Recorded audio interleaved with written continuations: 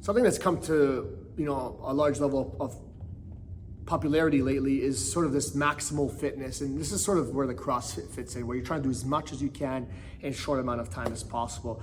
And it's great because you feel exhausted. You feel like you're burning everything when you're done with it. But truth of the matter is that the more you work to your maximal level, the more you push your limits, the more likely you are to get injured. And the more you get injured, the less likely you are to be able to bounce back. So many people can attest to the fact that they had a short layoff and then it was hardest thing to get back and going. It's easier to ride the wave of inertia once you already get started than to try to restart again. And the way to avoid restarting again is try not to push yourself to the point where you're gonna be at risk of injury. And there's something alluring about getting to the maximum amount of fitness.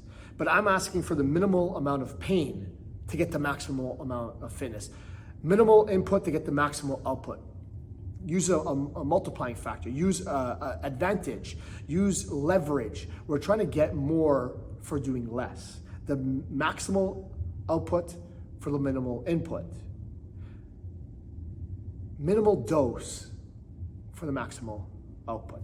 I don't know any other way to say it at this point, but the whole point is that more is not always better. Doing more reps, doing more weight is not always better.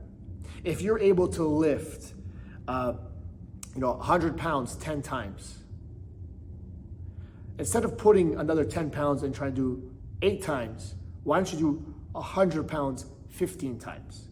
You just multiplied what you were able to do 1.5 times by going to 15 reps than as opposed to just adding 10 pounds on it.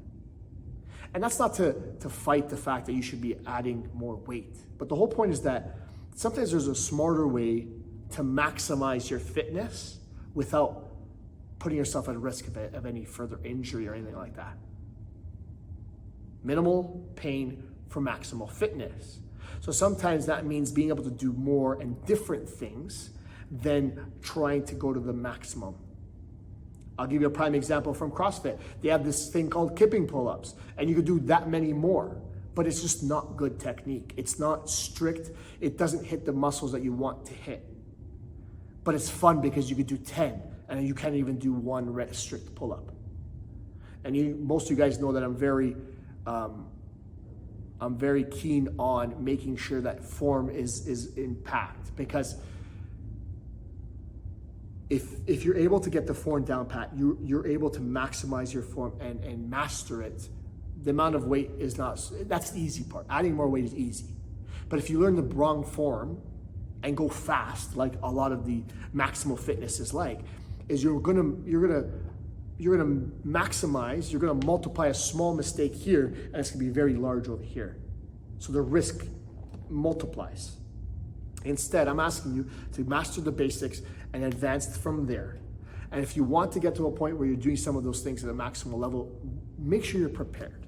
Too many people jump into maximal fitness because they think it's gonna burn more calories, it's gonna get them fit faster. You can't fast forward getting fit. You can't, it's impossible.